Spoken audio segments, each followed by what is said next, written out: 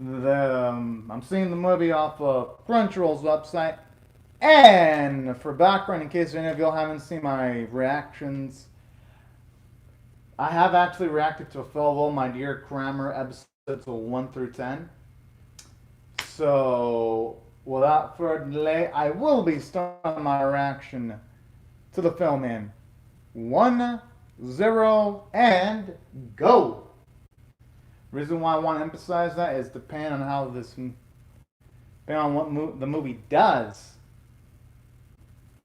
I might be looking at it a bit differently. Toei Company Ltd. I'm assuming this means that Toei was one of the sponsors then. Going by that.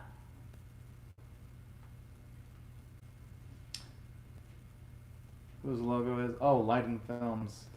Honestly, Lighten Films' work has been pretty mixed because in this series, for Follow My Dear Cramer, they've done good episodes, but they've done some really bad episodes too. It's a mixed bag with Lighten Films.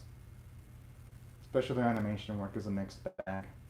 They make good stuff, but they make some really shitty stuff too. They're like Jekyll and Hyde.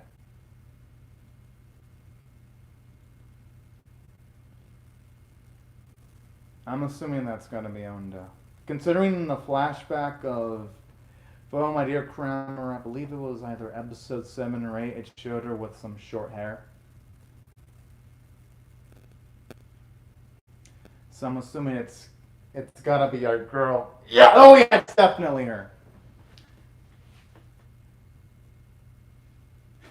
Oh.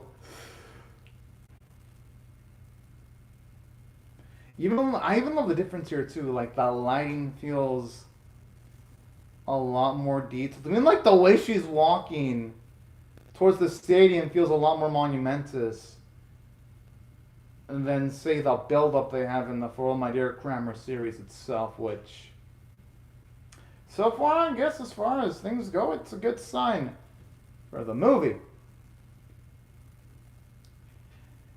Now I could see why at least the anime staff people didn't release the movie from the get-go, because if they would, the expectations for the series are exponentially higher because already the directing work in the movie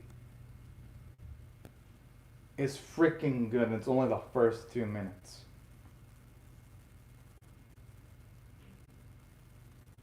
Yo, even the running animation, you don't see any cheap speed lines that the series used. You don't see bullshit still shots that the series utilizes.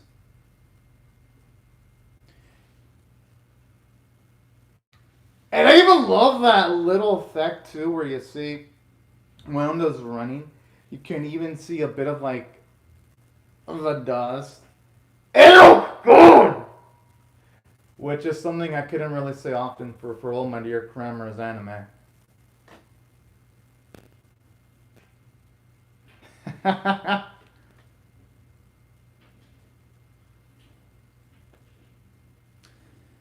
And you know something I'm actually liking about this too? Living out here, you actually get a feel for Onda's talent. Because in the actual series itself, they make her into a big dumbass sometimes. Or should I say, a Jesus statue. And you don't really feel like she is the high tier player that the series emphasizes that she is. But here it actually feels like she's a prodigy. Like she's really fucking skilled. I like that.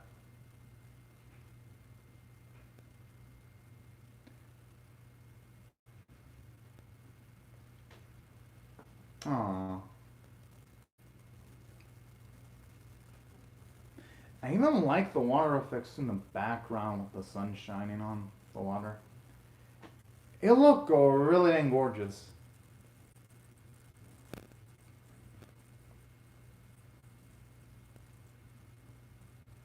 I like how she's contemplating the answer and yet she is still trying to keep the ball up in the air. That's actually pretty darn cute. I mean, hey, when situations of peace, it's best to be calm because if you startle a bee, it could sting you.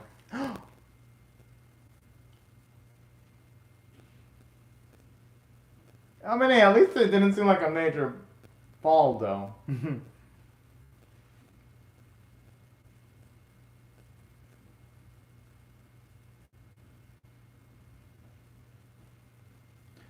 Hell, that game looked a lot more intense than most of the animated sequences for Oh My Dear Cramer. That's how good it looked.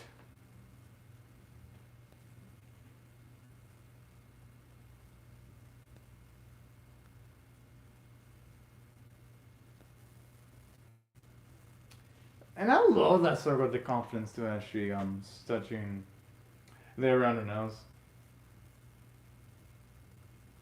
Oh, young Nomi.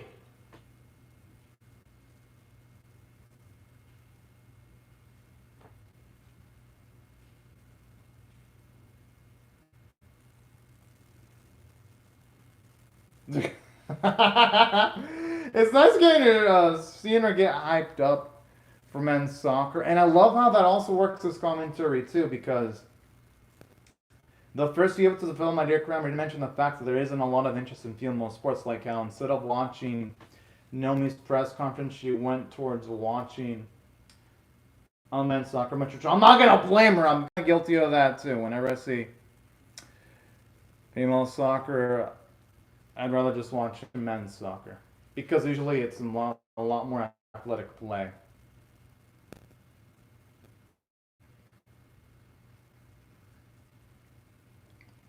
Oh, that's really cute.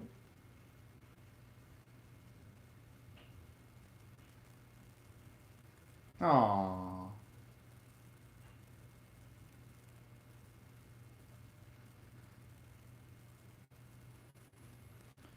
Wannabe moving centaur.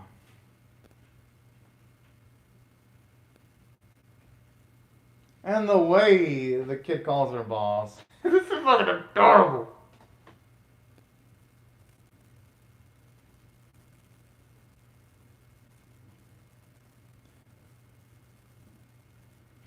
Honestly, it's feeling a bit eerie though, how again, it feels way better than the actual series itself.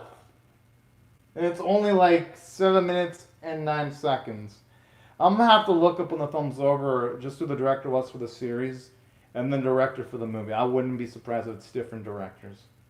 Because it feels like the film director knows what the fuck they're doing. While in the anime, at times, it doesn't feel like the director knows what the fuck they're doing.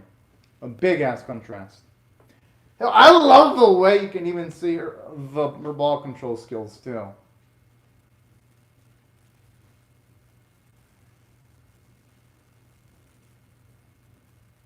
And I love how already they're emphasizing her downsides, like how sometimes Onda does like to play like a one person army sometimes.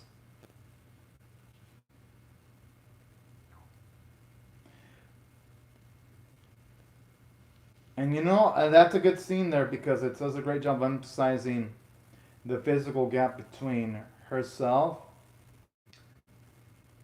and the boys, which is something the actual anime series itself never really did that much of a great job doing until the latter episodes. And here it does it like in the first 8 minutes. It does something the actual series took at the very least 7 to 8 episodes to actually emphasize. Well, here it just does it freaking instantaneously.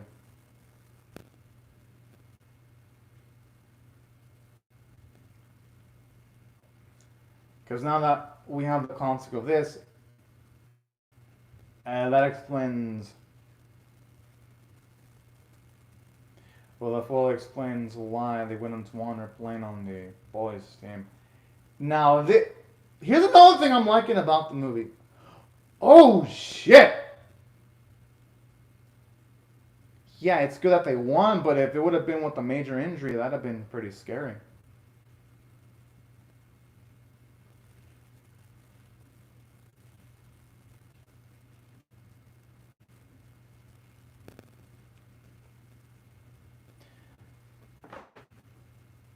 Hmm. But you know, this is actually the type of stuff I love because the movie, it's doing the whole method of showing and not telling, while the series does fucking telling and no showing. Again, it's like my mind goes back and forth. Now that I have the context of the first 10 episodes of the series, comparing, like, my mind's instantly just gonna compare them.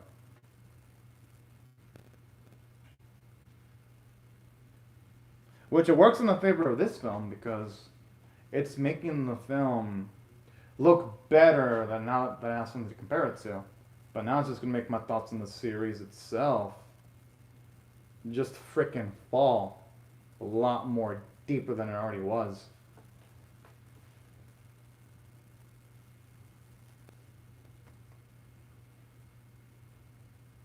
Even like the reanimations feel natural. They don't even feel robotic at all.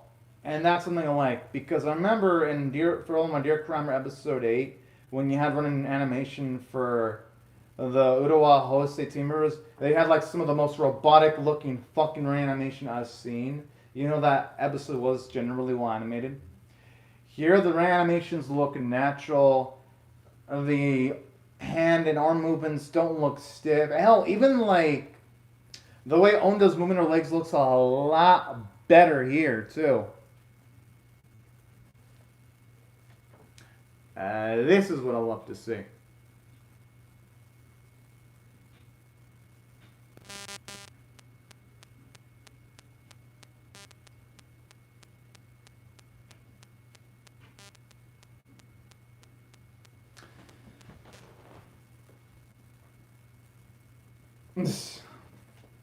I mean, the thing is, though, in soccer matches, sometimes it might be tempting to want to affect the outcome yourself. Sometimes you're not going to notice the better outcome until either or during the timeout. But in soccer, there ain't no such thing as timeouts. Only when it's halftime or when a match goes to, say, extra time or it goes into penalties. That's really the only time you have an opportunity to actually talk it in with the team.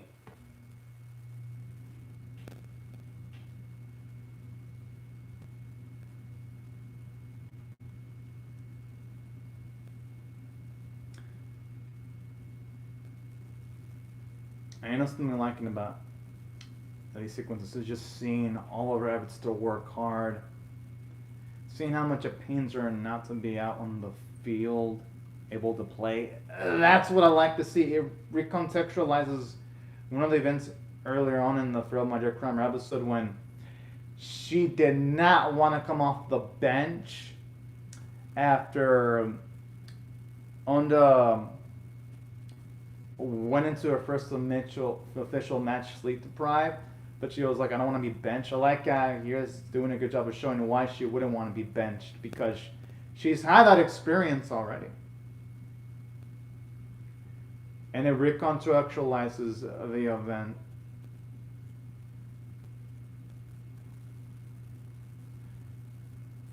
No one doesn't deny that it definitely is a build.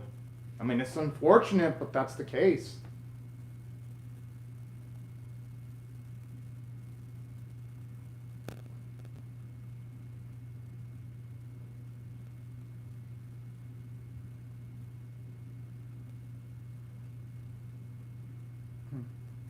Aww. But I can understand why he'd have that stance, though. Does the boy want to get slapped? Yeah, he deserved to get. I was about to say, does he want to get slapped? He deserved that slap, I ain't gonna lie. Even though it's the truth, just don't say it out there.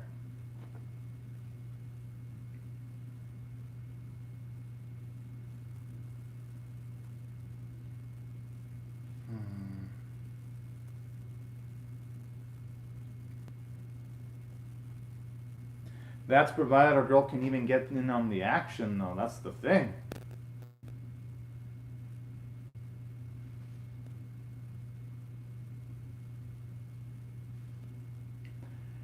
Gotta admit, I do like that determination, though.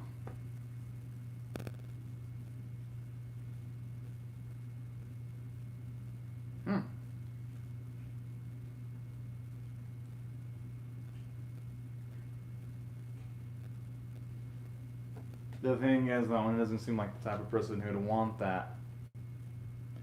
She would probably want to be out. Oh!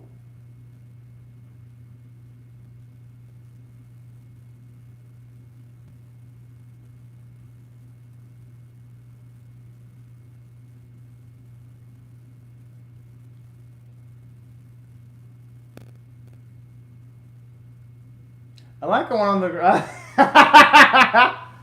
I like how our friend is one to look. She's so fucking nervous while with the one that's like the most natural thing in the world. That's fucking adorable.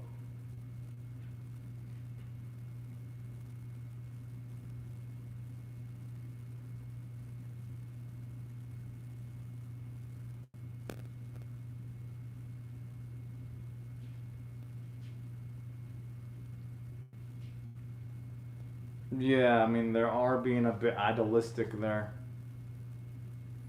He may be acting like a square, but he's trying to be a realist. Oh, yeah, I remember one of the episodes in the series had mentioned, I don't know if it was around episodes 4, 5, or 6. I remember that. Oh, that.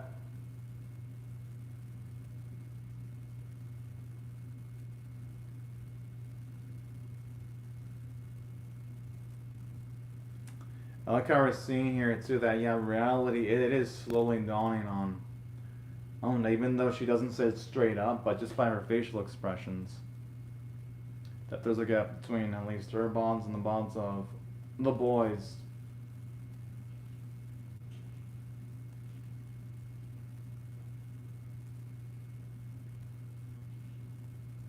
No, I mean it.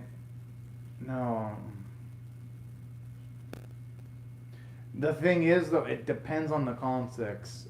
If we're talking about sports, physicality is a significant factor. Yeah, okay. At least she acknowledges that.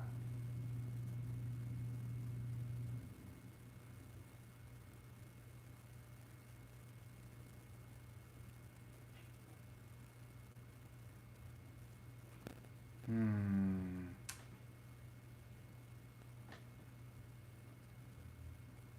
I mean, that's not to hear.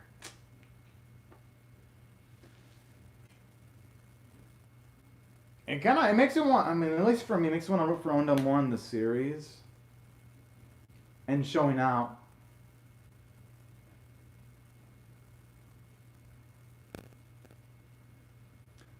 Yeah, that's why I like this scene here too because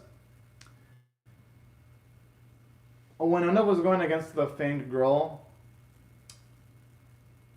in that mini little soccer match, I remember she emphasized that soccer ain't all about physicality. It's other elements too, and I kind of like how this conversation, at least in that scene, really rhymes really well with an earlier scene where Onda was sticking up for Ito and saying that in soccer poets like Ito, as in like prodigies, belong in the sport. So I gotta admit, I'm loving the way the movie's structured. They do it really damn well. Admittedly. Oh, thank you very much, Extra Thick. So you also watched the Farewell, My Dear Cramer series too?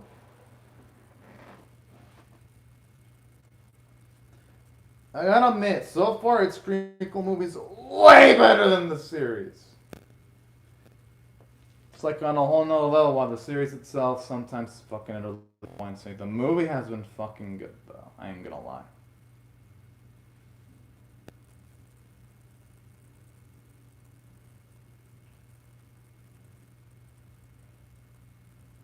Hmm. Yeah, yeah, it's the same dude? I mean, I guess it went through a growth spurt. Holy shit.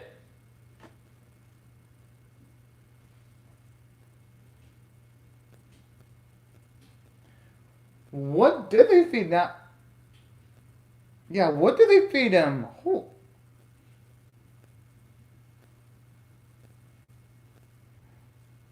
Oh, they're very much extra thick. But if you want a good soccer anime, I recommend Captain Tsubasa. Not Farewell, My Dear Cramer, because at least the main series itself is a disappointment so far. The movie is good, but the thing is, though, this is a prequel. And the series itself isn't hitting home. And it sometimes skips major soccer matches because the series, it skipped literally the first two official major soccer matches. Now, don't get me wrong, Farewell, My Dear Cramer could stick its ending, but that's a big if.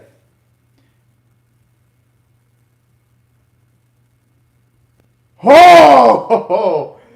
I gotta admit. I mean, he's really asking why I got slapped. I mean, the thing is, though, sometimes people grow, they do change for the better.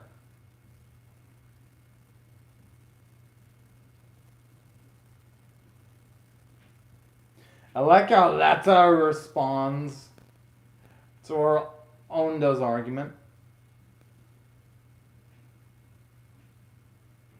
Oh!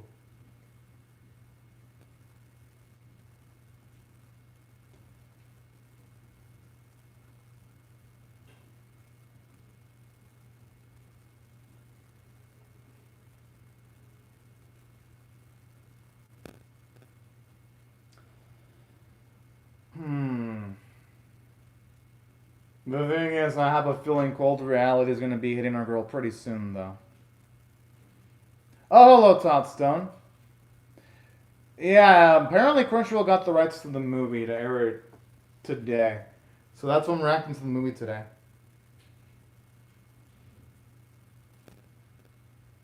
Okay, now the way Namek is saying it is completely and utterly douchey. I'm like, wait. What a dick!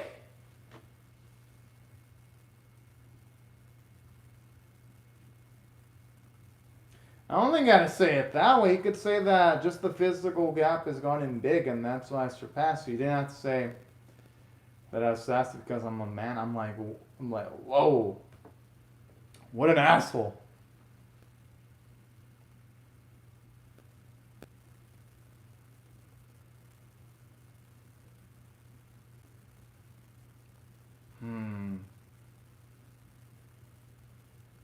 The thing is, in life, when you grow, sometimes you grow apart. That's the issue. There's this reality.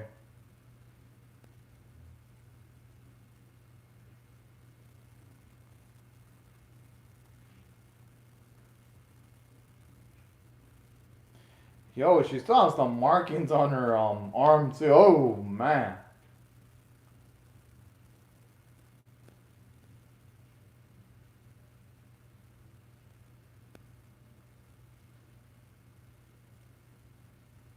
I love how when she says bring out show 'em what I can do, she says that, but right before she covers up her arm, well at least the markings on her arm, but before saying that.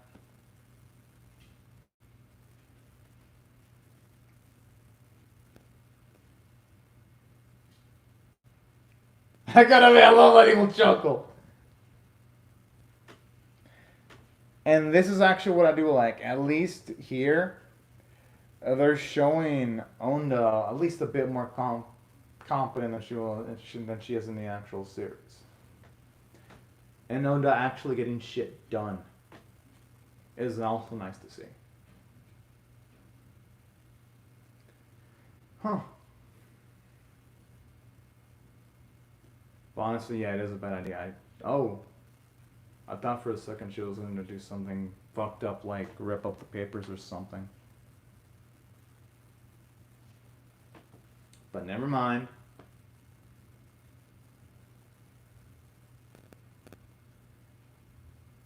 I mean, hey, I'm not gonna blame her for trying to take the bribing route.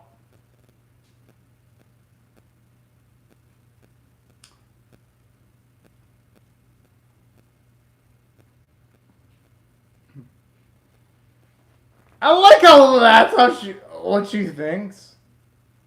Oh, alright. Oh. Well, that's some cool info, Toddstone. From. Yeah, and besides, why wouldn't Mom be even right on that shoe?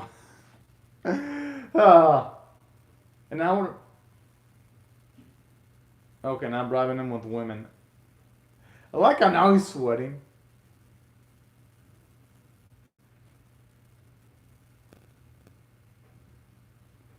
Oh! I like how he just looks like any. What the fuck?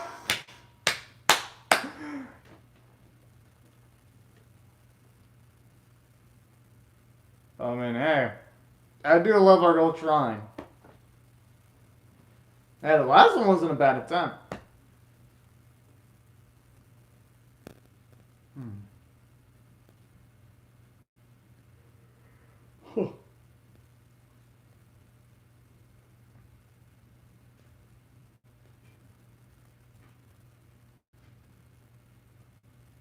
Damn, this dude's hardcore.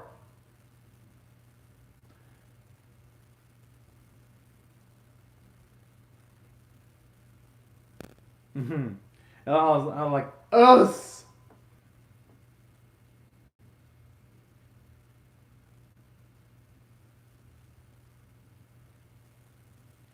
I mean, sometimes coaches do have to be a hard ass, though.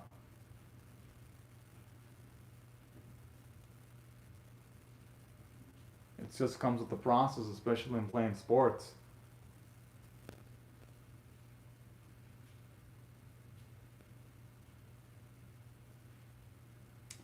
Well, I actually want to hear his reasoning for being a little bit hardcore.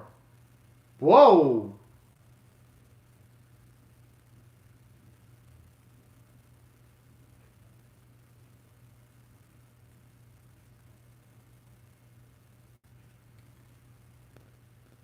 I mean, he's probably thinking that girl gives a resemblance to Onda. That's why he was looking at her. Yeah, mm-hmm. I wouldn't be surprised if he might actually still feel something for Onda. What, the way he was looking at that girl with the similar hairstyle?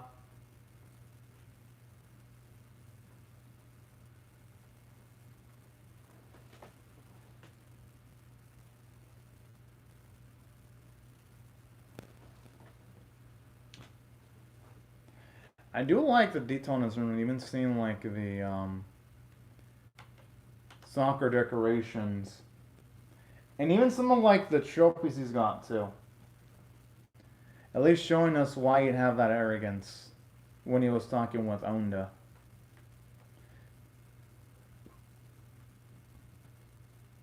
Oh, that's kind of cute that he still has that. Aww.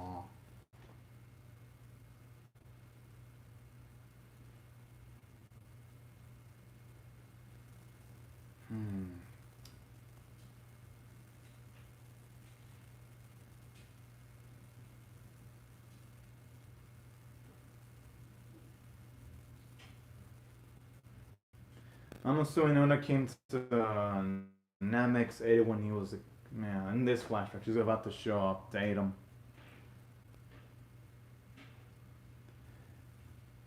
Yep, I had a feeling because there has to be a reason as to why Namek was calling Onda boss.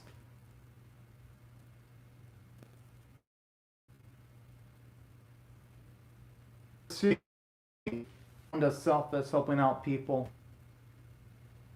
That is actually pretty darn fucking badass. Honestly, the series would have started out with this. I would have instantly loved Onda more because in the series, there were ones where I'm like, does this girl even utilize her brain? Here, I'm not feeling that. I'm feeling that they're doing a good job of giving her a good amount of characterization.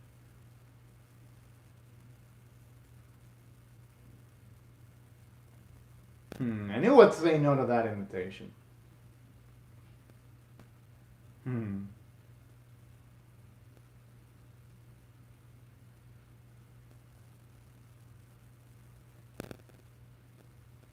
Pressure's not going to be able to kick the ball strongly, but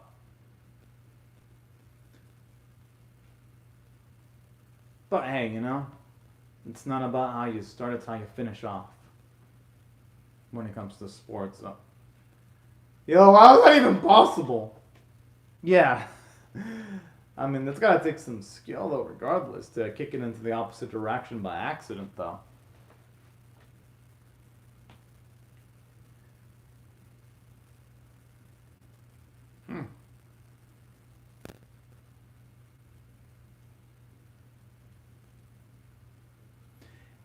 And it's always nice, too, seeing all the effort Honda does when it comes to playing soccer.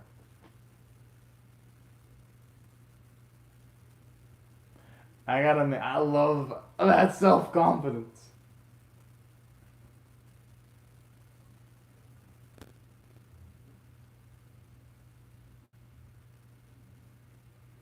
Hey, I actually wouldn't mind it delving into that in great detail.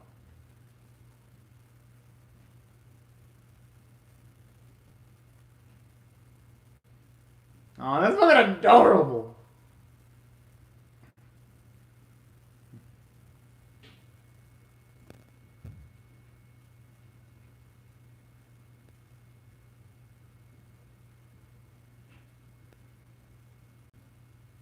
Hmm.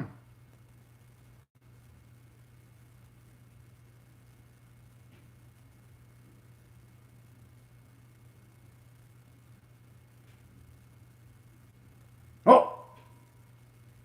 I mean, at least it wasn't a ball this time. It was just a shoe. I mean, it could be worse.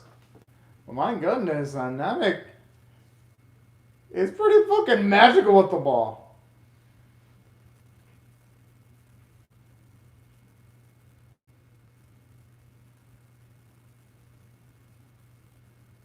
Whoa. Aww.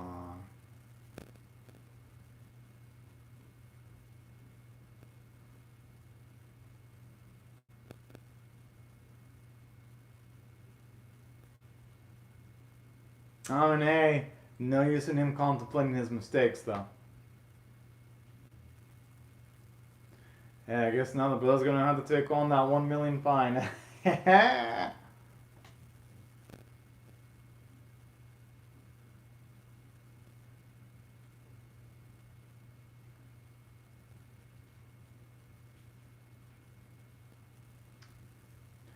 Looks like Barcelona magazine that he's reading, the coach.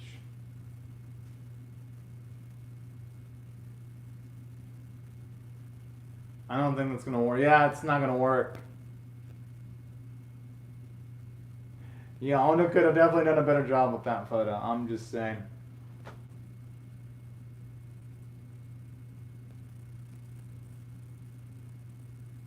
Honestly, yeah, Sachin actually puts up with a lot of different shit. It's impressive, actually. Yeah, I think that's it. I think she should just let it just play its course. And then she might be able to figure something out. I think that might be her best course of action.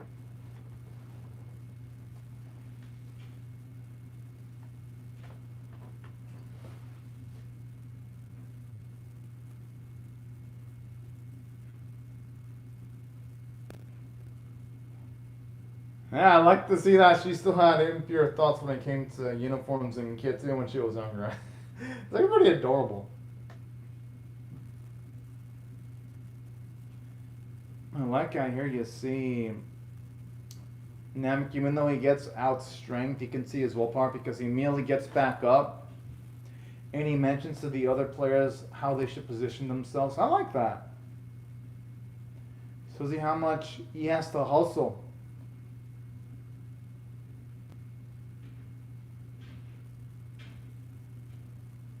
Actually makes him at least a bit more likable.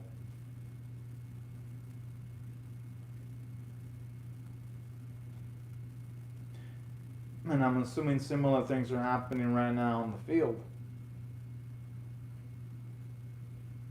Oh.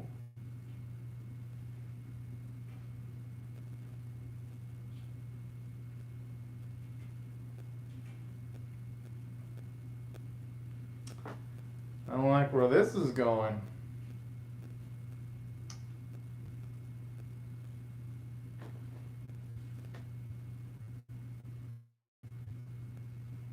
Hell yeah, I love the sound of that.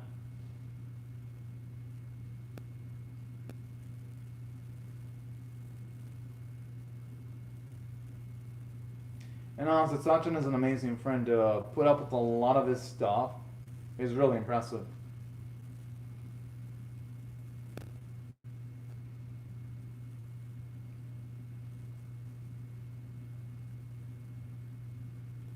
Sakurina's getting even to see her practice on basic stuff like drills,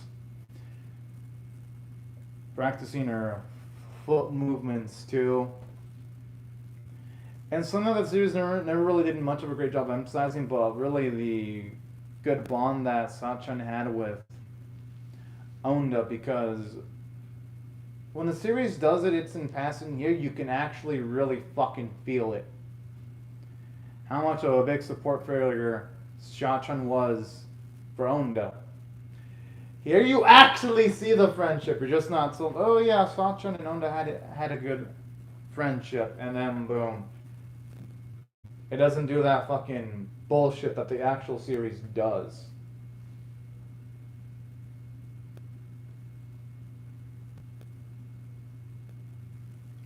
And it's really nice to seeing her work hard too.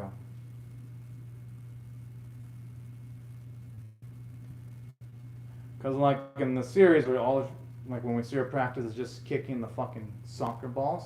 Here we see her do a variety of drills, exercises to elevate her level. That's what I like to see.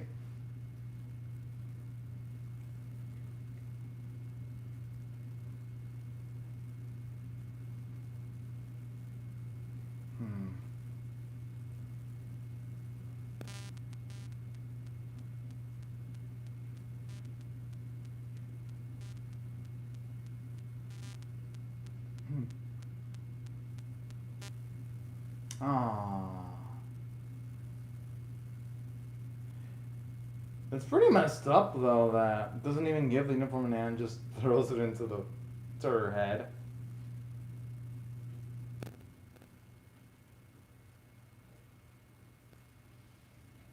But I mean, one of her most endearing traits about Onda though is her optimism, no matter the scenario.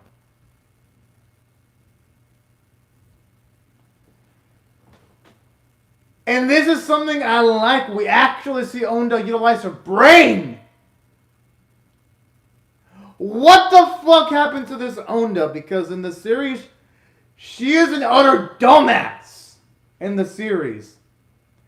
That can't seem to build up good actors, to even go along with team play.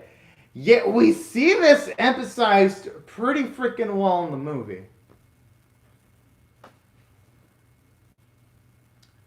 What the fuck happened to this Onda? Because if this Onda would have been the one that was in the actual series, I would love it a lot more immensely.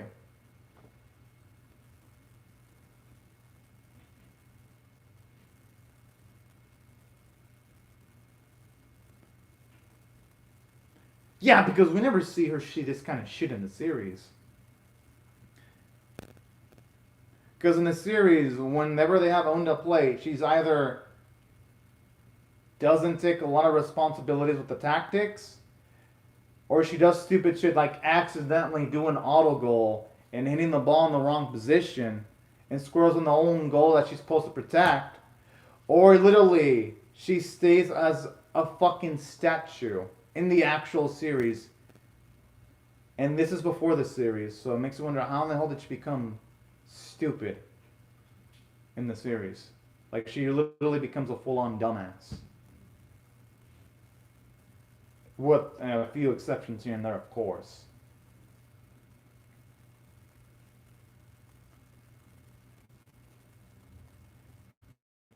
Yo, now that goal was good! And that was a real goal, not the pussy shit they do in the series where when there's a goal, they don't show the ball actually go through the net. They just show the aftermath of the goal, of the ball hitting the net. Like, that was actually well animated. Oh, Lord. You know, I'm noticing that the more I see the film, the more it makes the actual series look fucking worse in comparison. Because now when episode 11 of the series airs, my expectations are going to be in like a whole nother fucking level. Oh shit. Because the movie is really fucking good.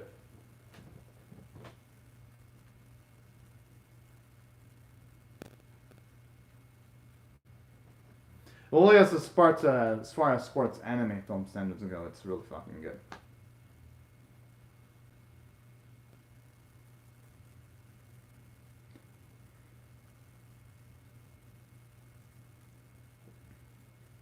Oh, that's really fucking adorable.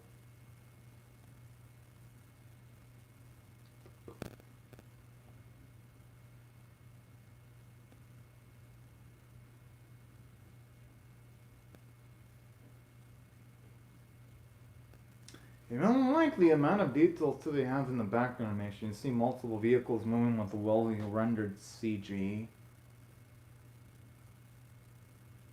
You see the beautiful nighttime. Something that the actual series doesn't take advantage of. We never really see our girls spar in the nighttime. And especially now with these amazing looking backgrounds and environments. I'm assuming that's gonna be Namek. Yeah, it has to be with the way she reacted in that facial shot.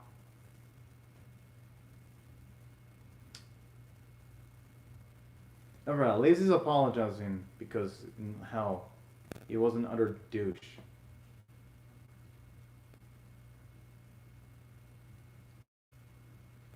I like how that's the first thing she says, but it wouldn't be around if she didn't say stuff like that.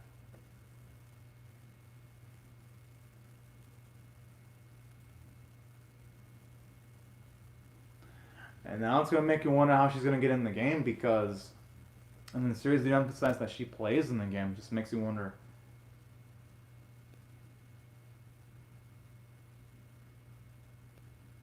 Yo, I love that little visual detail there where you see them actually a bit brightened up by the lights of the vehicle. That's a nice creative angle there.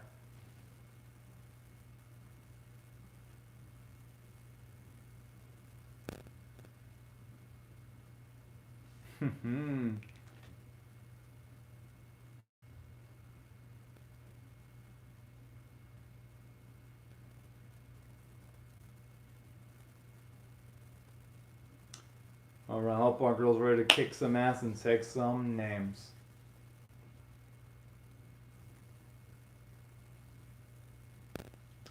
Oh yeah, Honda does have a mother. Oh shit! Oh yeah, this would be like the first time they show her off, because I don't think they've even shown off in the series. I know they showed off Onda's brother eventually in the latter episodes, but it's nice to finally get to see her in the flesh, the mother.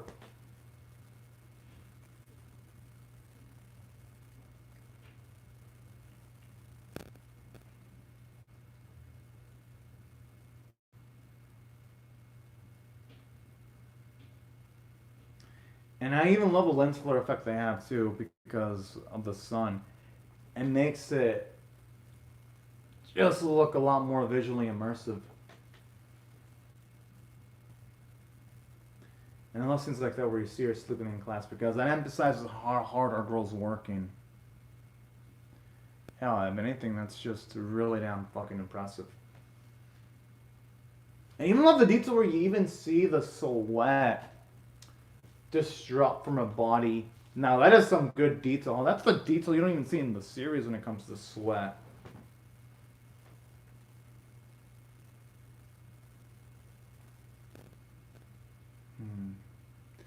And I even love how they're building up the match that the boys are going to have to go through pretty soon too. And this is how you do build up.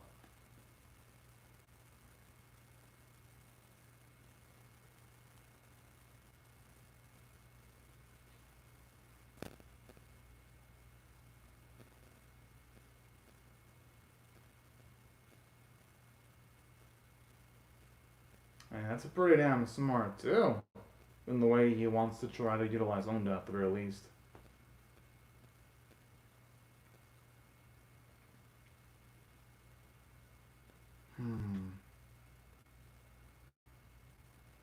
Aww.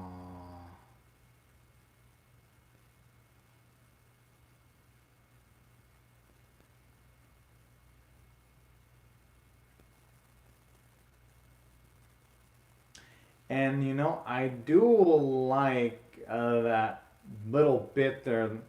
It does a great job of emphasizing why, when it comes to Onda, it has taken her a while in the actual series to gain at least a bit of on the court chemistry. Well, I should say on the field chemistry with her other teammates.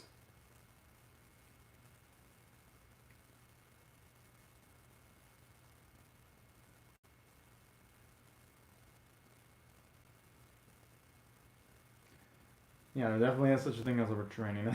But hey, that's one of the adorable traits about Onda too.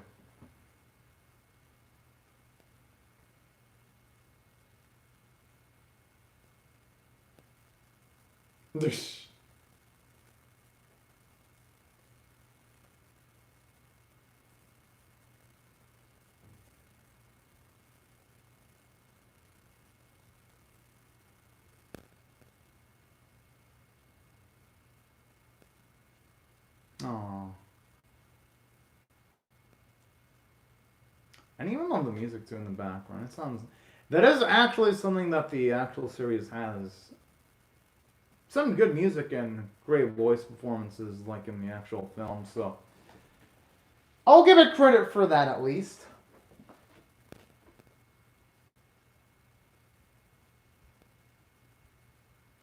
Hmm.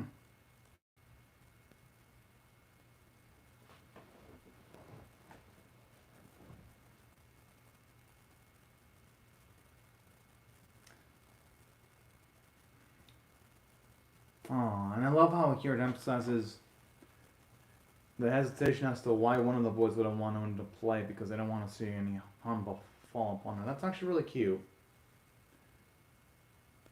But I love how one of them has absolute faith in her, despite the risks that could be involved. That's nice.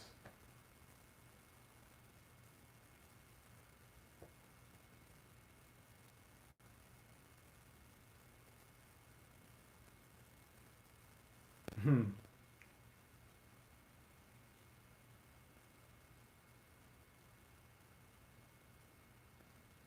Huh. She's doing pretty damn freaking good in the practices.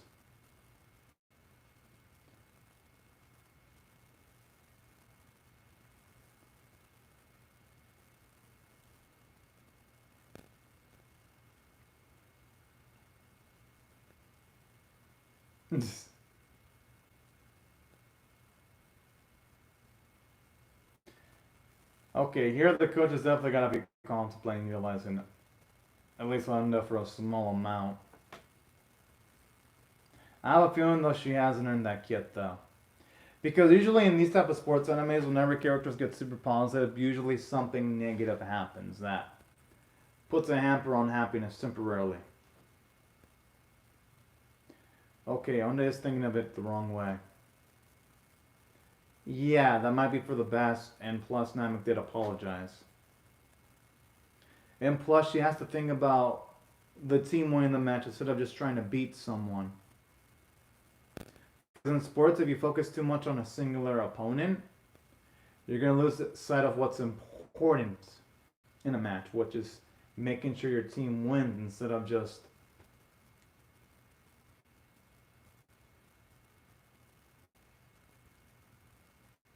Hmm.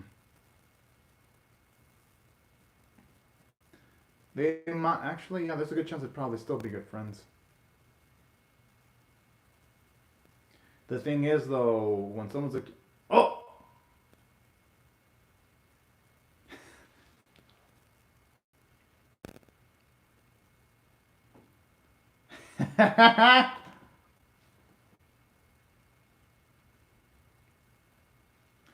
Oh man, that is too fucking adorable. I mean, hey, that's gotta be some bad luck.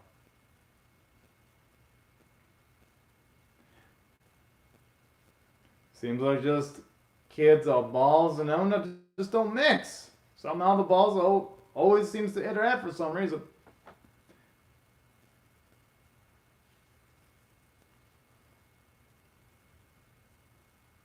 Aww.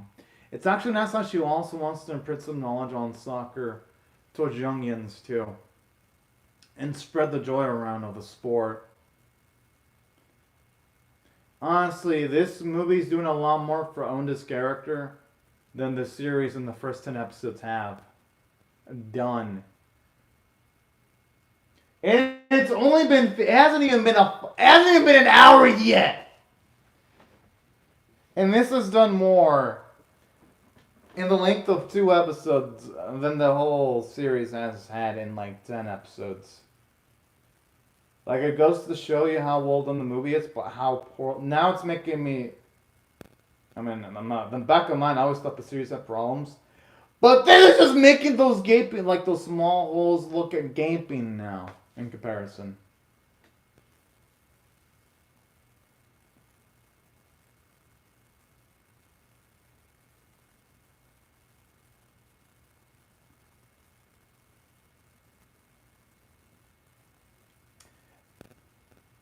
Because here you actually do feel that Honda's really dang charismatic, too, on top of all that.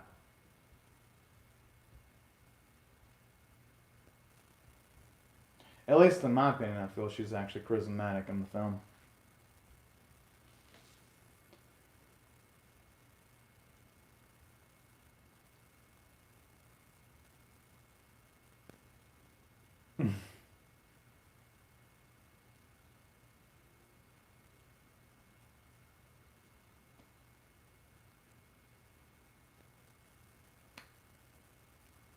And hey, is she gonna want luck or is she gonna want to have those luxuries? Alright. Actually, not gonna blame her for prioritizing luck.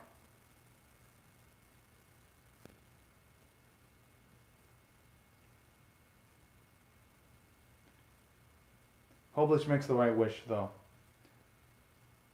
And when I mean right wish, I hope she asks for something like a winning of a newbie match instead of something like, say, beating Namek, because winning a match would be more important than just beating a singular player.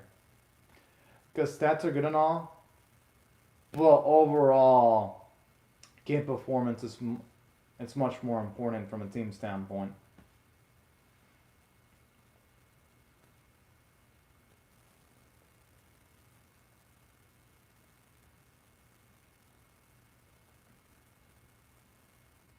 You know, no, our girl's probably gonna get a kit because we see her with the kits in the start of the movie, or maybe if she gets it, it'll probably be during the match and not in this specific moment.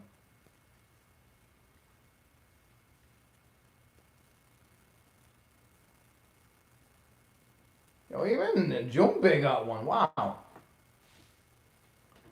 Oh my.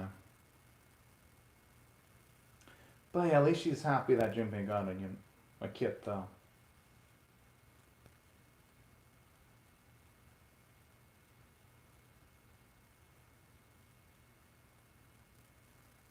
The last, close to the last one.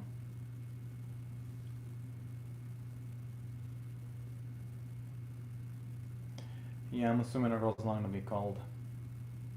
Which is to be expected. I mean, the coach doesn't really seem to have the highest opinion of Onda.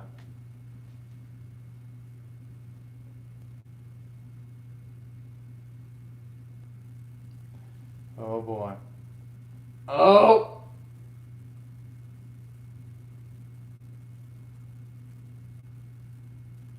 Oh. I like how Tomato's like utterly surprised. Oh, and you can feel all the boys feel bad for Onda here.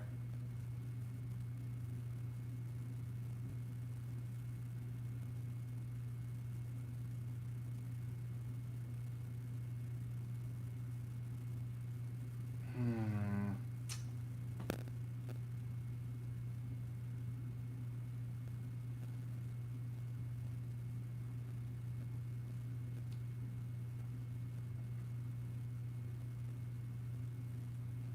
Hmm. And I gotta admit, the way the animation stuff actually timed the rain was pretty darn well done too. Emphasizes the sad vibes, especially since our girl didn't get the kit.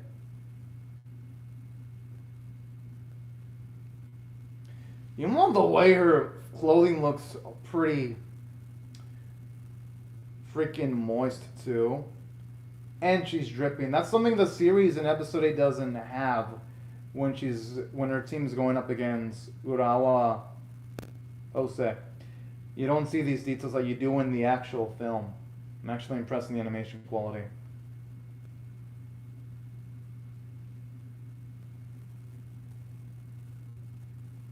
And I do look out here, you see the coach, even though this is some tough things, he's got to let her know the truth.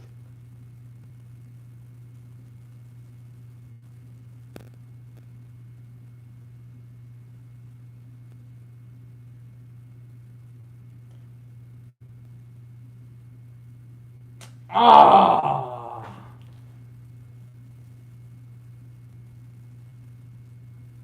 But hey, you know what? I understand where the coach is coming from, though. And I love how here the dialogue in this series is a lot more nuanced because in the series you have it was a different coach, but when they try to convince a coach to have the girls play with the boys, the coach is like, they'll be bad for the boys because will that be good for their muscles? And they add a lot of stupid dialogue. Well, some scenes in the series have some stupid dialogue like that. Here, the dialogue ain't stupid. It feels realistic, more nuanced. It feels like actual people talking instead of just caricatures of characters talking. This series feels like it's actual. It feels like it's written by real people who understand how real people talk. Well, the actual anime doesn't feel like real people write the thing. It feels more like something made by a committee. By a writer trying to make dialogue that would appeal to the least common denominator. Huge ass difference from the film and the actual series. Honestly, it feels like it was written by two different people.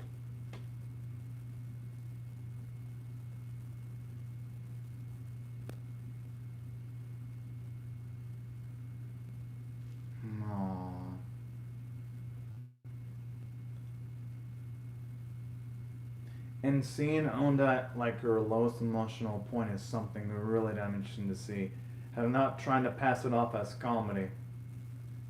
Like again, in filmatic anime, whenever something bad happens to Onda, they just try to treat it like fucking comedy. Like, oh, I just fell asleep at the bench, haha! I'll come off the bench. But then in that fucking series, they don't show the moment where she comes off the bench and she's pissed off. Or when she gets a bruise, they skip the match where after she gets bruised, and that's, well, I don't even remember if they had a match, but they don't really show any ramifications for her being injured in the series. They just play it off as a fucking joke when she gets bruised on the leg when she's playing baseball, and she gets hit after trying to hit the ball that should have totally threw towards her bat. Like, they just pass it off as comedic, like every single fucking problem in the series. While here, when there's an issue, it feels realistic. They give a nice emphasis on drama towards it. Which I gotta give credit to the film for. Oh snap, the long hopped up noob again.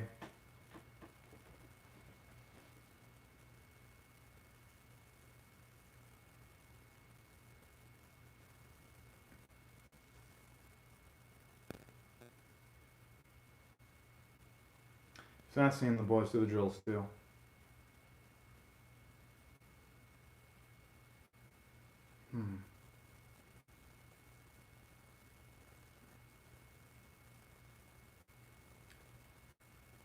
Honestly, seeing some Onda be a manager, just, well, helping out managing duties doesn't feel right. The only place that feels right for her is the field. I'm just saying. But it's still nice to see that fight in Onda.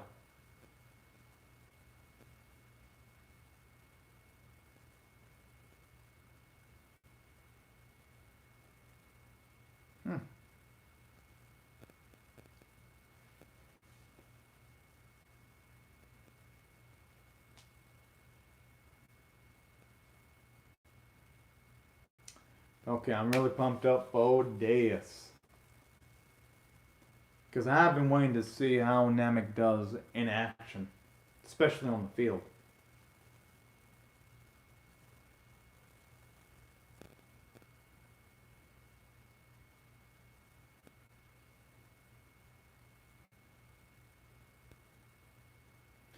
I'm assuming she's trying to make up an appearance of her being okay. But part of it probably isn't completely okay, at least not at this specific moment.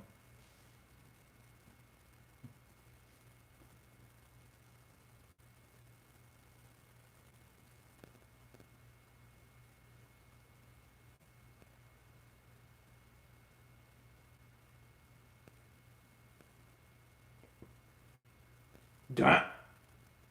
Yo, Nana looks like a giant from that angle, even towering above some of them boys.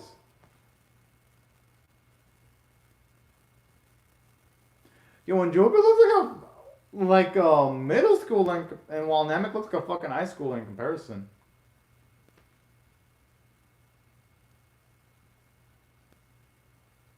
But you know what? That's the type of stuff I love to see, though. Because it gives a lot more hype for this specific match.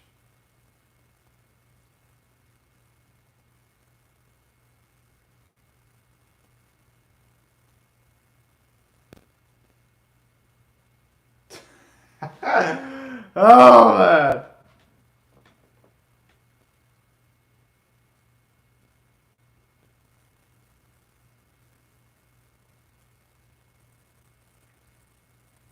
Hey, now that's a good saying there. And it kind of goes well with soccer too, because I think it was Bayern Munich that I believe it was PSG for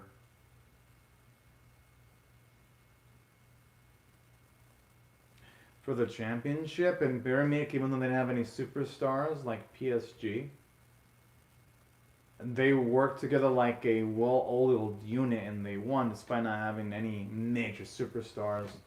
So what he said, the coach, actually rings true, especially in the sport of soccer. Because it ain't just cup play. Okay, here you can tell they're utilizing CG, and it looks a bit off.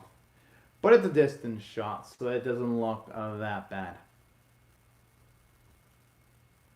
Now in close-up they use 2D animation again. Just off that, for a second, they used an awkward-looking CG shots.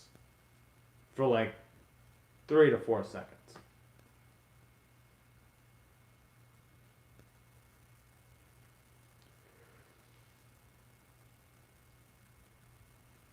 Hell, here you can actually get a better scope for the match. Actually seeing multiple people move on screen. You're looking really nice.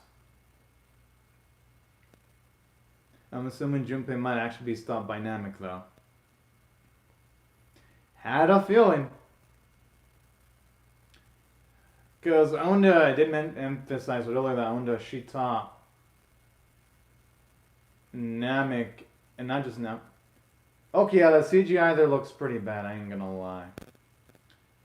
It does not blend in well. Okay, now it goes back to 2D. Now the 2D actually looks good. Now it's back to CG, and now it's back to 2D. It's a little bit immersive breaking, because, Yo, Namek is a fucking monster.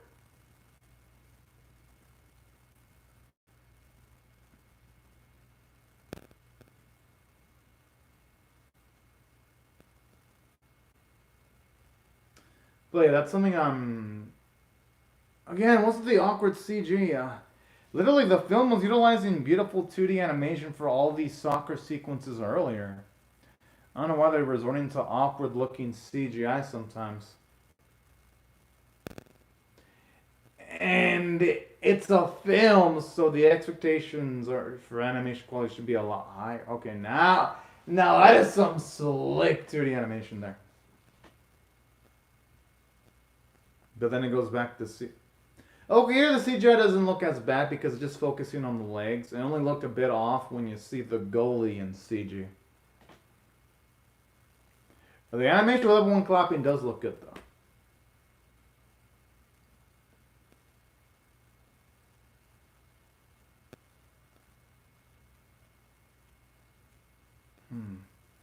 I mean, at least it's a tie right now. But I'm assuming Namek's team is going to score a goal first.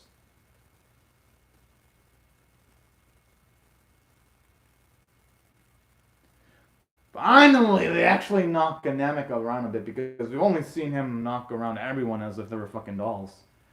So, this is nice.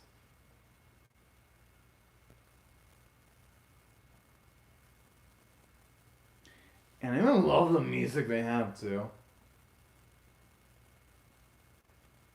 I gotta admit, scenes like this actually make me respect Namek more. Seeing the way he plays with hustle, he puts his body on the line. I'm like, the dude keeps on falling, he still keeps on getting up.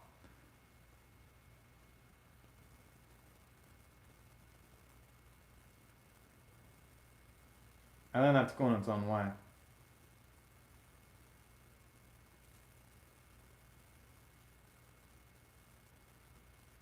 And you know, kind of like the compare and contrast, showing us that even though, yes, Namek has become a bit of a hard ass, he still has. I mean, he's always had that also when it comes to playing soccer, of getting back up, even after falling. I think that's actually a pretty damn cool touch there. It's got a bit of a unique art style. I like it. Yo, it actually looks really smooth now. This is a type of risk-taking animation I actually like to see from the film. Now, this is nice stylistic animation.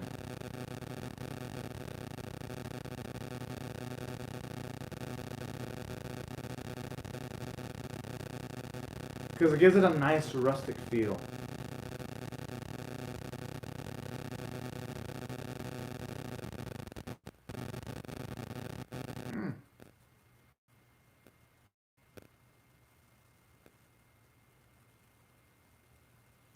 Oh boy, the sun's starting to show. Oh, snap!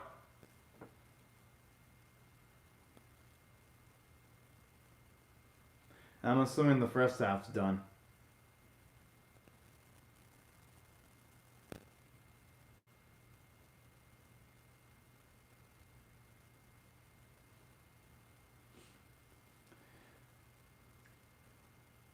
I mean, hey, it could be worse. At least they're not behind.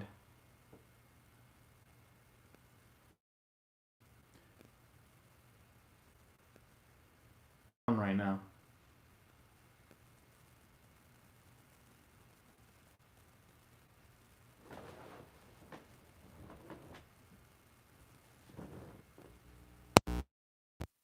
And yeah, that's what I was thinking too, because when they were showing Namek practice, there were instances where it shouldn't fall down, but then he got back up immediately.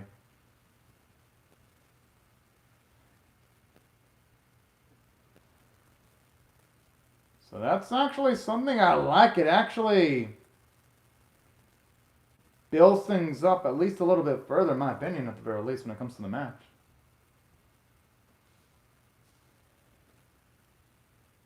I just hope the usage of CG is limited. Okay, good, good. I thought for a second they were going to use long, prolonged sequences of CGI.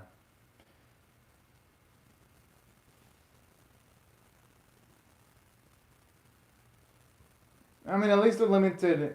At least they're trying to limit CGI towards the longer shots. But again,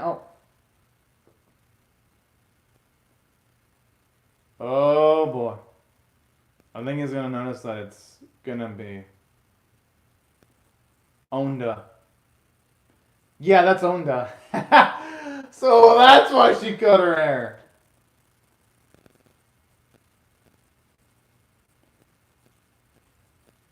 Yeah, Namek's gonna notice that ain't Junpei. Junpei's not that skilled. Oh, with the ball.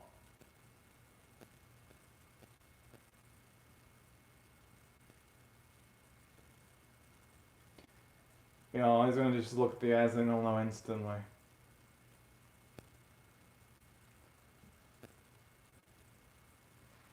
Yup! Oh boy.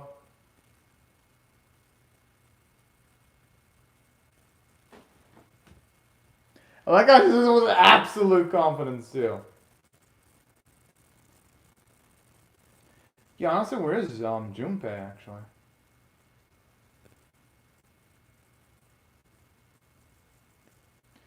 How did you drop him there? That's the biggest question. Holy shit. I would have actually loved to have seen the process of her dropping no boy.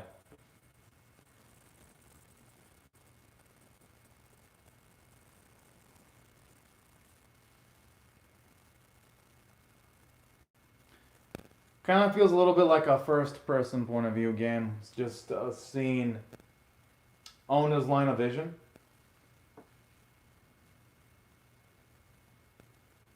Again, though, when you see Onda running, the CG animation looks fucking awkward because, aside from that, the grass doesn't even look natural when it's CG, and it looks like a fully on painted green, and it looks completely flat instead of it looking like she's stepping on plant life at the very least.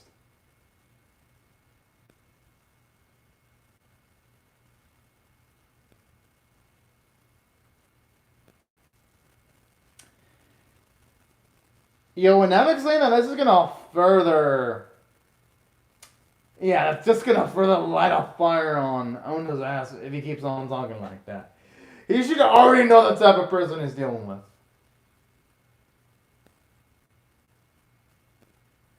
They're not gonna believe her.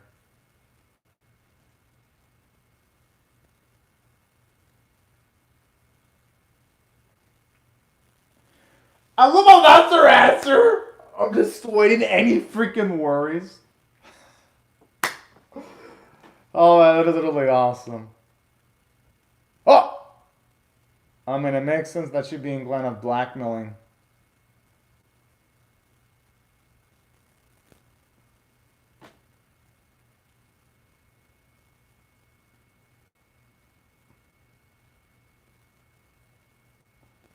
And plus, she's already in the match. It's not like they can just get her out. I mean, the momentum's slowly going to the favor.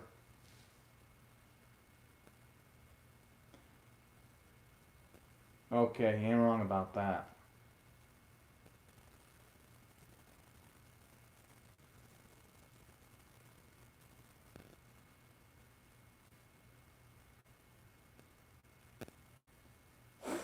Ah!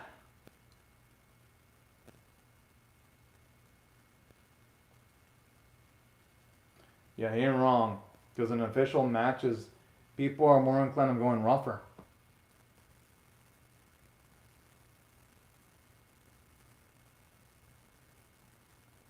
Because in practice matches, there's always a chance for injury, but in official matches, it's a lot more higher. Considering there are things on the line in an official match.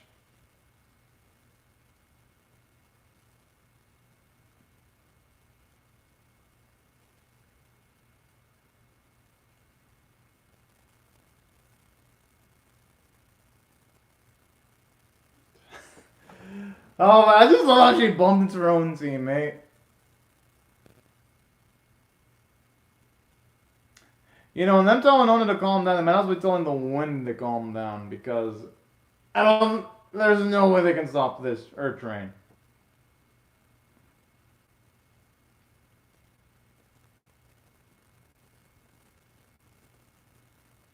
Yo, that is smooth the way she moved the ball.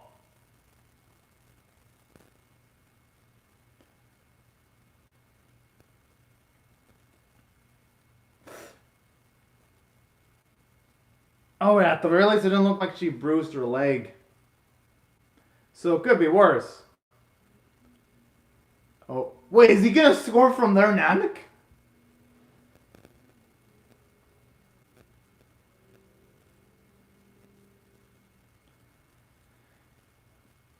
Oh, okay, never mind. I thought for a second he was gonna do something wild. But still, though, he put his teammates in prime position to score a goal. Yeah, that's definitely going in. Or not. Oh no, that one's problem might actually go in.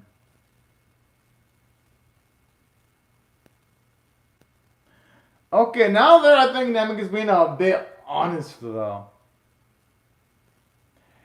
It is definitely improved a great deal.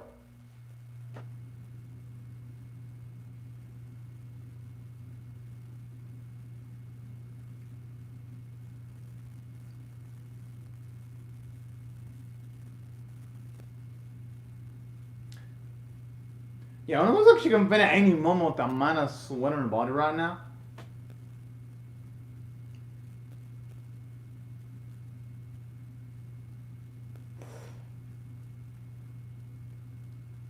I hope she doesn't land on her head though, but you never know.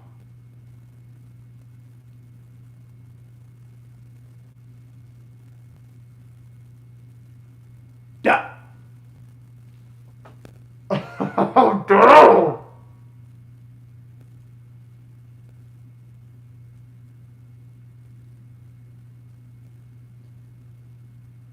I mean,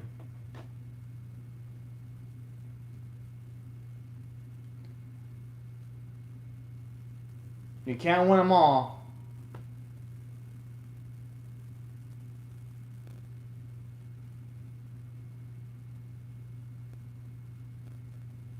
Oh shit! And this is what the coach was afraid of too.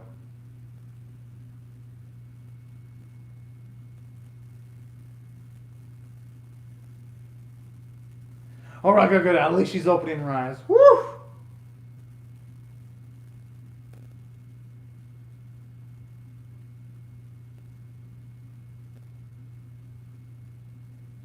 But you know, it makes sense this is going to end up with this end result.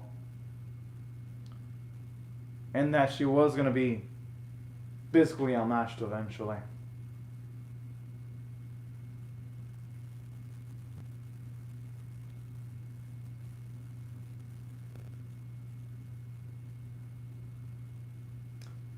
Yeah, no, I know she ain't going to want no.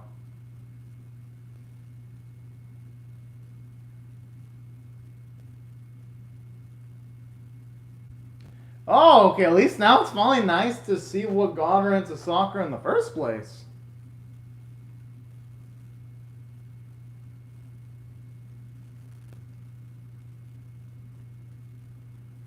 Ah.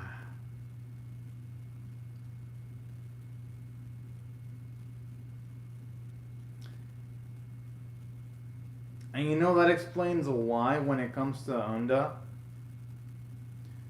she always tries to play hard, even when she's at a physical disadvantage.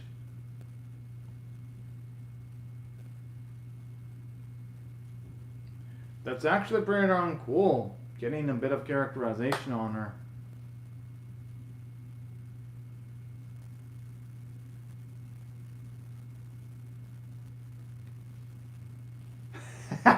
I hope you didn't accidentally make your injury worse, though. I mean, then again, it probably wasn't injury. That was just probably just, I'm assuming, just the minor hits, that's all.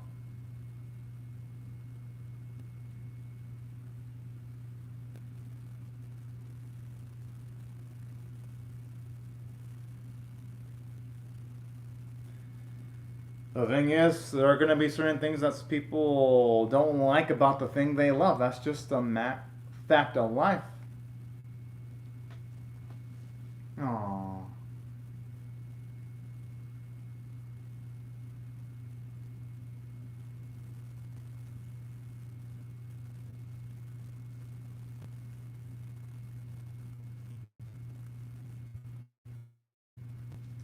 Hey, you know, that's actually a cute little... Hmm.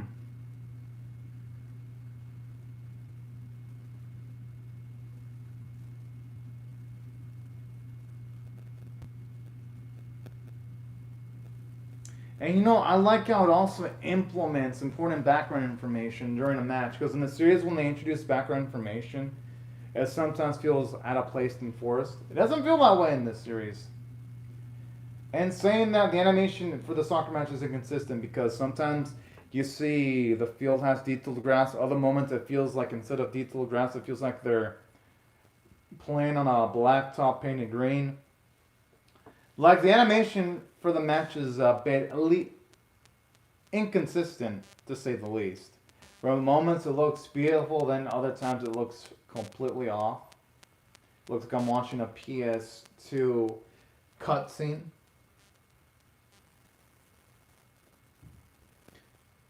But yeah, definitely a PS2 level, because I've seen PS3 games with better graphics than that. I'm talking about CG.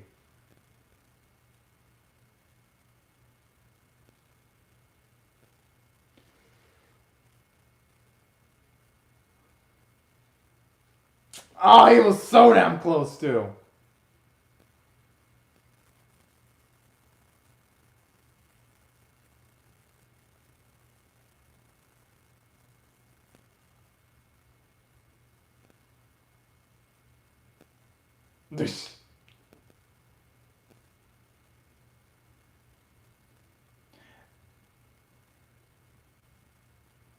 I'm glad they're giving our girl. Well, at least they're lifting her up emotionally there to a small extent. That's actually really cute.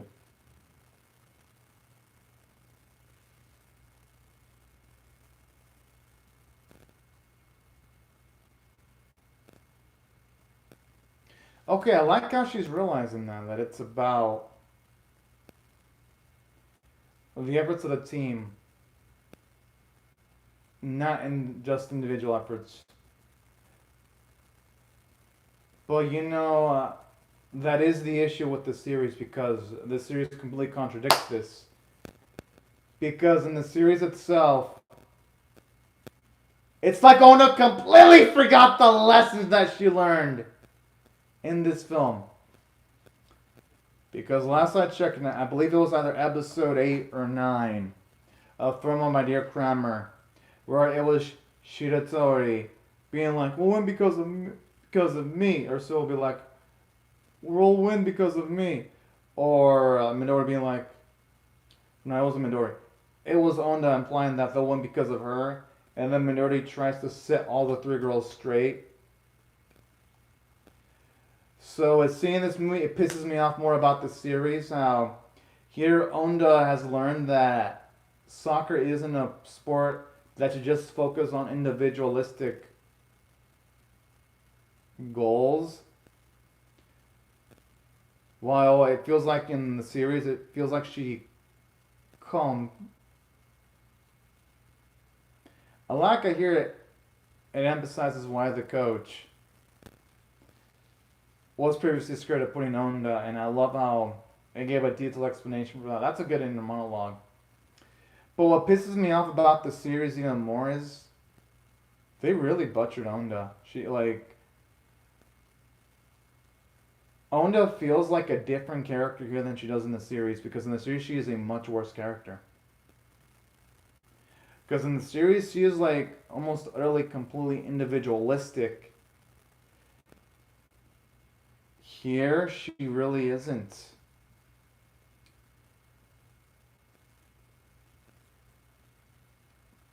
And it's making me wonder if even the writing stuff between this film and the series actually talk with each other.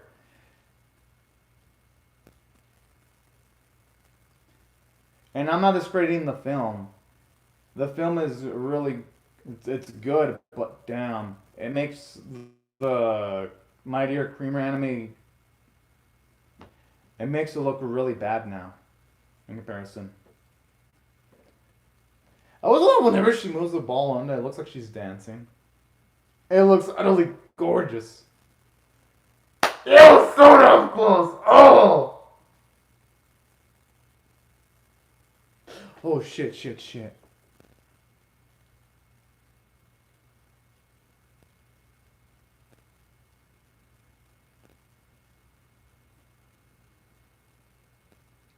Alright, hey, finally! There was a call.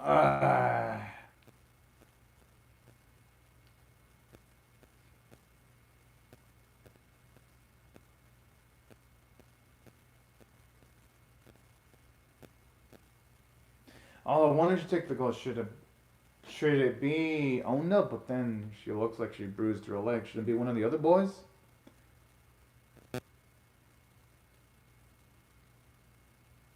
Yeah, with that condition, I think.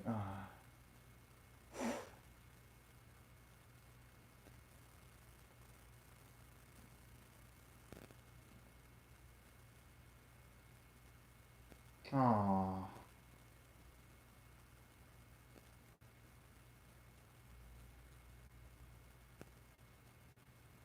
I mean, I like how she was a badass trying to pass it off like she wasn't injured, though. I ain't gonna lie. That was pretty fucking cool. Hello, Ruben Contreras. I have reacted to anime films, Ruben Contreras, but just not too often.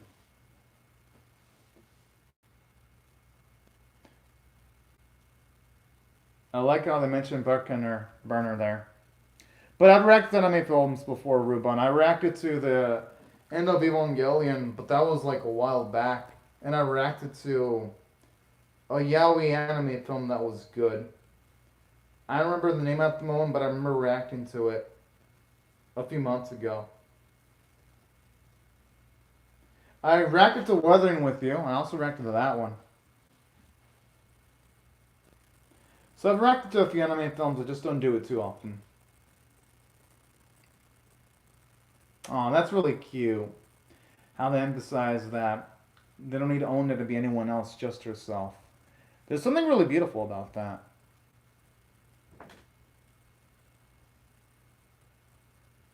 Aww. And I even love the team factor too.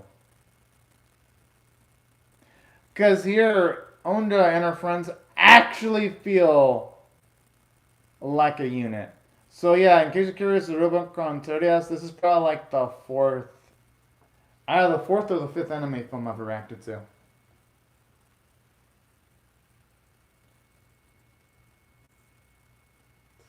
I'm really starting to feel worried for the leg. I would not blame the I wouldn't blame the coach if she subbed her out. Ugh. And just every single time her shoulders slump when she feels pain, it looks fucking rough.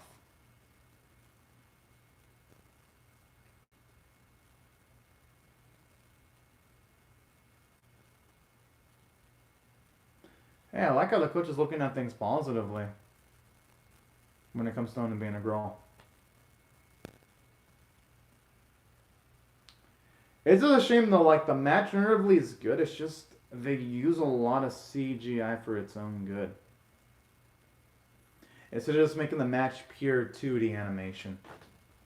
Considering it's a movie, it has no excuses of a lack of budget because movies do have a lot more money to work with.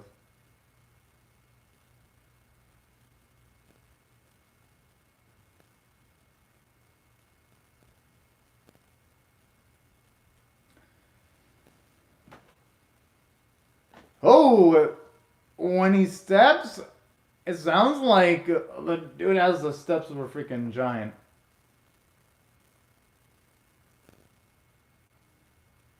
Oh, looks like Onda's getting used to the rough. Damn! Yo, now that is some slick shit right there.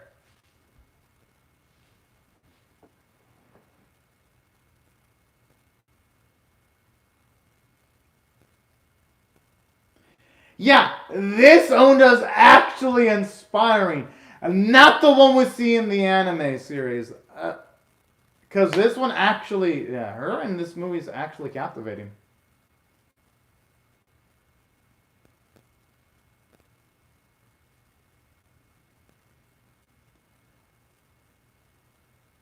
And I do like how we see how frantic it feels from Unda's perspective in the first person point of view. That's one of the few instances in the movie that they've actually utilized CG pretty well.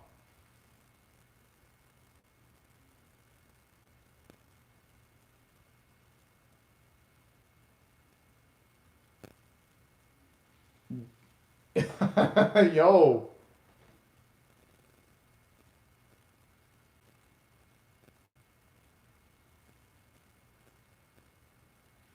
At least it's nice to get to hear why Namek is playing so damn freaking hard too.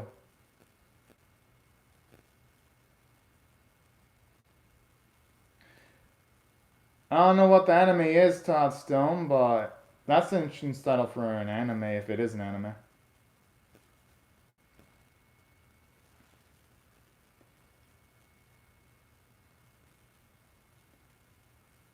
Oh!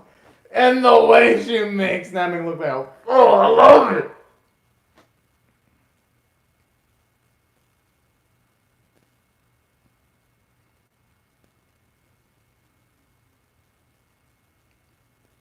I think regardless, I have a feeling that Namek is still gonna gain the that our girl's gonna respect Namek's efforts because Namek has come a long way though.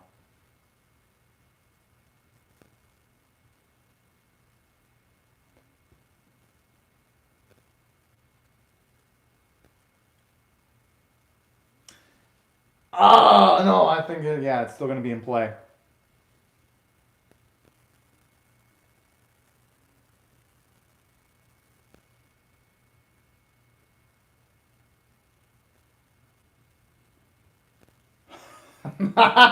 Nope, Alekar goes like yoink. I gotta admit, that is some damn beautiful looking slow mo.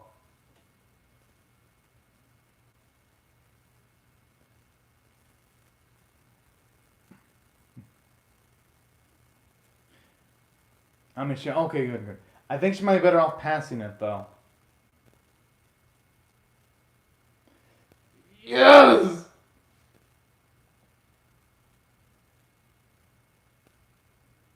Yo, I want to see a few from Taki, damn it. Come on, make it. Yes! Good shit.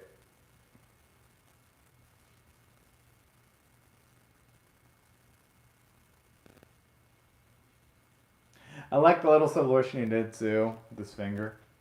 Now, that is fucking chat as fuck. Alright, take care of the two thoughts soon.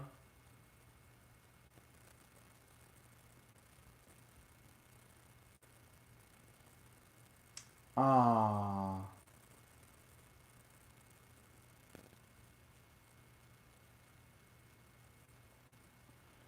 Son of a bitch.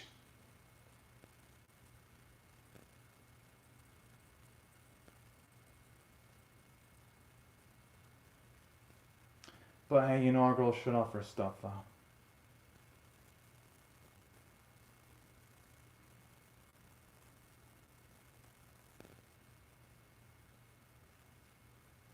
Yeah, they might have to sub her out. Or maybe she's in excitement. Oh. And it makes sense though, she really did push her body to the limits.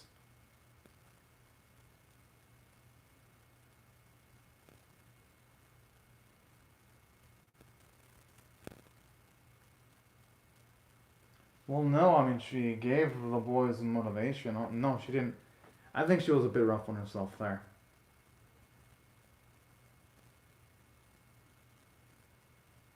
Yeah, I mean, she raised morale, and that counts for something.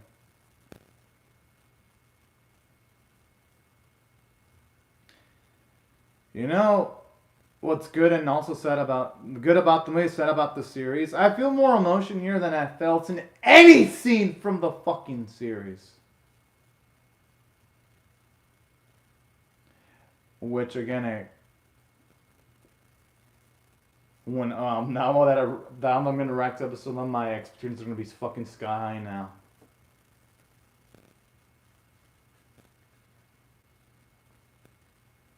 And it's nice seeing how she inspires other people too. So did you hear that comment that one of the kids wants to play soccer? Aww. Hey, even though she didn't get the end result she wanted, I gotta chalk that up as a win. Oh, a moral victory at the very least. Hmm.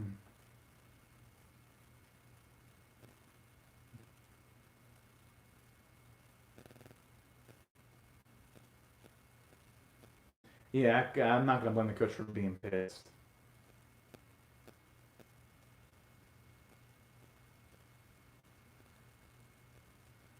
Mm-hmm.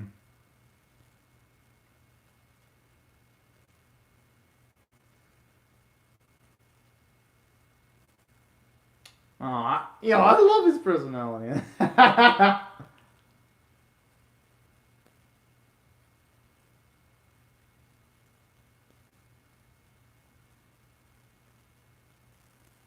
Aww.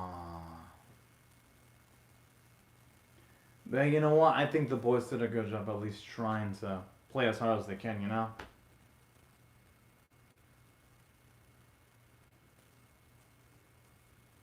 And that's gonna count for something.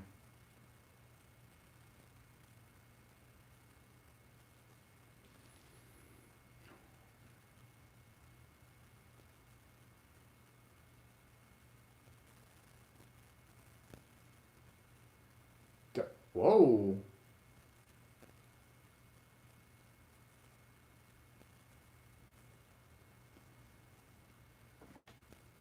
I think maybe on... Oh. Onda might patch things up with Namek. Or she might even acknowledge his efforts. Oh yeah, that's what I was thinking. That she was gonna do. Oh, that's actually pretty cute. Aww.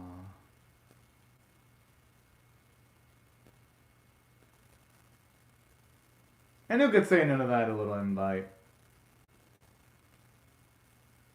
Yeah, I'm actually surprised it's tearing up.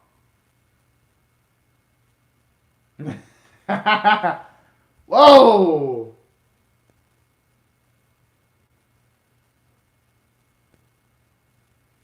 Yeah, Una is still banged up.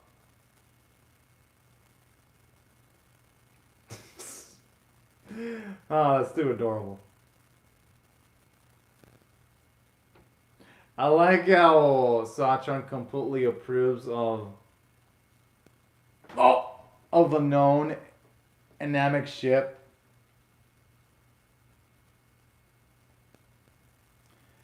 Okay, if it ends off now, I gotta admit, this was some good shit.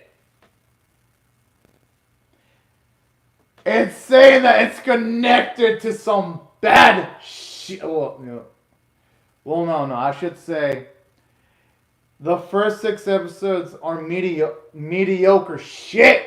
7 and 8, 7 through 9 is bad shit. But then episode 10 is actually good shit, so I should preface that. It's connected to some mediocre shit. Because when I look at For My Dear Cramer, first 6 episodes are okay. 7, 8, and 9 are fucking bad. 10 is actually good. So, you know what? The series is more of even, if anything. But let me give off my overall rating. I was going to give it 8.5 out of 10, but then the CGI in the match kind of affected my enjoyment because this is an anime film. Oh, that's cool, actually seeing female soccer teams and soccer players. Cool. I'll give it an 8 out of 10, not an 8.5, because the animation was definitely not up to par of what you would expect from an anime film. And I've seen a lot of anime films from like the 70s, from the 80s, from the 90s. And in the film having bad CGI, it's gonna make the film age up badly in like a decade. Because that happens to anime films when they have CGI that's misplaced. It doesn't look good. Unless it's really well done, like in, say, the Ghost in the Shell films, or in, say, Disney's film Aladdin or Tarzan. Unless it's some of the best CGI in the industry, CGI usually doesn't age well. So that's why I gotta give it an 8, because the animators botched it up in some bits, but for most of it, they did a great job. Because aside from the final match, most of the soccer bits look great, and the final match did have some great sequences, like when Onda was doing the roulette, the slow-mo looked nice. And when Taki went for the goal, it looked really good. Or when you saw Onda's injury, and you saw the bruise when it was swelling, those sequences are definitely pretty darn memorable and visually strong. That's why I gotta give credit where credit's due. And overall, the visuals, while they weren't great, they were good. Now, from an artist standpoint, it was actually really strong. I was actually surprised. And they make Onda really damn lovable. Seeing her inspire people with her play. And I love how there were multiple instances where she was questioning herself, whether she can keep pace with the male soccer players. That was actually pretty damn freaking cool, too. And seeing her in the film realize her physical limitations was actually nice, too, in some bits. But despite having those limitations, she still played strong. It really makes Onda into a really inspiring character. An inspiring character that I wish she was in the actual series, but she isn't. And I love how they showed her have a lot of intelligence too. Like with her passing skills with the ball, her intelligence, her the way she positions herself. Like I love that. And I even love the smart she emphasizes when she's not playing soccer. Like for example, when she's trying to find ways of having the coach put her in the game and give her a kit was also really damn nice. And I love the characterization they have for Sachan too, seeing her always alongside Onda. And those bits of characterization, like when she was in the men's locker room, Onda wasn't covering her eyes, but her friend was, like those adorable little bits. And I even like the coach too. He was pretty fucking cool. I love it. How, yeah, he had legitimate reasons to not play Onda because he acknowledges Onda's skills. He just can't have her play because it would lead her to a lot of injuries. And I love how his point was proven at the end of the film. But at the same time, I love how Onda made a respectable effort. And that's why I really love the film. Because you see both Onda and the coach's perspective. Obviously, the coach's perspective is the realistic one. But overall, I loved it narratively for those reasons. I felt it was captivating. None of the soccer sequences were boring. And I love how Onda and Namek patched things up at the end of the film. I thought it was really sweet. And I love even like the emotional touches, like how he held on to like that knitted little soccer shirt that our girl left her when Namek was younger. I thought that was a nice, cute little touch there. And those things really also gave another emotional punch into a movie, making it pretty damn good. Oh, there's after credits. Okay. That's what I thought the script overall was nice. Now I'm just going to appreciate what they have in the after credit stuff.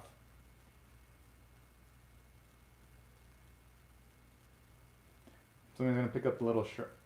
Shirt? Yeah, I had a feeling. You even love how the little shirt, he also has the same number 4. It's actually a cute little touch there. Aww. Oh, Midori! Yeah!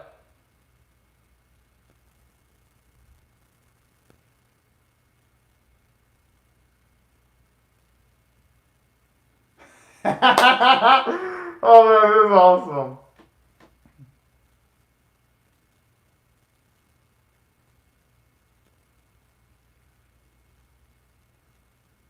Oh, poor Junpei, he didn't deserve this shit.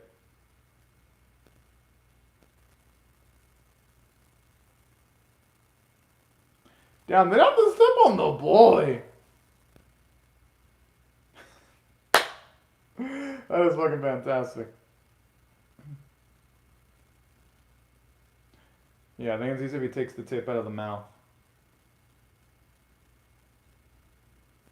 I like how that's the boy's first thought. Aww. Okay, I gotta admit, you know what? I like that final scene.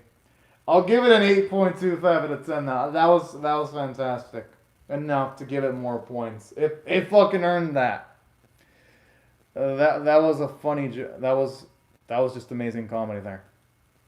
In the final bit. Holy shit. Now, there were other elements I loved too, aside from the narrative, and for the most part, good visuals. The vocal performances were great, especially from Onda's voice actress. You saw her full vocal range. She was able to do the moments where she's tearing up perfectly. And aside from all that, I do love how you see now Zombie's voice actor give on a full amazing performance, hearing himself completely serious. Because in the series, we never really had a chance to see him this serious, but we do in the film. So that was a nice little touch. And aside from that, gotta admit, the music utilized overall was good. And that's why I feel the movie itself was pretty damn freaking good. And I think it deserves an 8.25 out of 10. The only thing that really limits me from giving it a higher score is the visuals it had during the main match. And that it's associated with the farewell my Dear Cramer anime, because it's gonna be tough to tell people, oh yeah, anyone watch the movie, but heads up, the series itself is mediocre. It's gonna be tough. It's gonna be a tough ass. It's like gonna be tough to recommend this movie if the series itself isn't that good, and it's like telling an audience, oh yeah, the movie's fucking good, but the anime film. Yeah, the anime film, the anime series has like multiple rushed matches and bad characterization for multiple characters, and it also has owned go through character degression because she forgets how to work, how to play within a system, how to play within the team. She instantly gets stupefied, and she does rookie mistakes like fall asleep in her first official match. Like, it'll be kind of hard to recommend this movie just given the fact that it's associated with the series. So when it comes to recommendations overall, here's how I'm going to look at it. For anyone that likes the series, definitely check the fuck out of the movie. For anyone that watches the series but doesn't love it, I still recommend watching the movie. For anyone that hasn't really had any association with the series, I can't recommend the movie because even though the movie is good, the anime series itself has way too many fucking problems. Which is a shame because this movie is freaking good. It's just a shame that it's associated with the series, though. But yeah, but in saying that, though, my thoughts could eventually change. Who knows? For all I know, the series could have an amazing last few episodes, and it might completely change my mind on the series. But of the last few episodes that the series has had recently, can y'all blame me for having a lack of faith? Hell, I even read up on the Crunchyroll comments section. Even people are starting to lose hope in the series itself. And that is saying a lot. But yeah, these are my thoughts on the film. I thought it was pretty damn freaking good, regardless. And I had a fun time. But anyways, y'all, these are my thoughts on the film. I'd love to hear your thoughts on how you feel about either my reaction or the film itself in the comment section below. Hope y'all rate the video, share it, comment, or subscribe. And I'll see y'all later if you come back for more, because yes, I'm definitely going to be reacting to Fro, My Dear Cramer episode 11. But my goodness, I'm going to go in with completely warped expectations now. Especially after seeing this pretty darn great film. But anyways, y'all, thank y'all so much for watching. Have a fantastic day. And before I go, I'd like to say thank you very much to Extra Thick, Todd Stone, and Ruben Contreras. Thank you very much for calling to the live chat. And I'll see y'all later if you come back for more. But anyways, y'all, thank y'all so much for watching my video, and have a fantastic day, everyone. Bye-bye.